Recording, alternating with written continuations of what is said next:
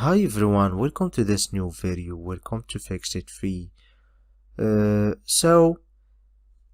you can see, we have here the Starbucks logo. What if you want to make a logo with the same color as Starbucks? It will take you a while to realize what color is this, but in this video I will show you a very good tool that will help you to detect exactly the colors on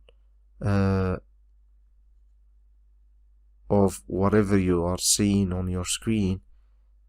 So like that, let's click on the extension, and here point on the area, one click, and here we go. Here is the color, as you can see, of the logo. It's very easy and very simple as that. For example, if I want this color, here is the codes for my colors, as you can see, and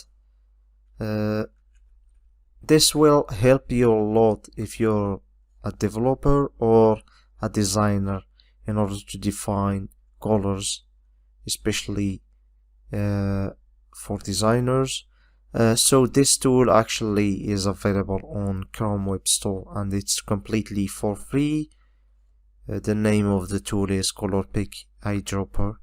I will put the link in the description. All you need to do is click and install the extension by clicking over here, and then you click here in order to stick the extension at the top, as you can see, like that, and then you will get the extension here in at the top bar of your Chrome navigator, as you can see.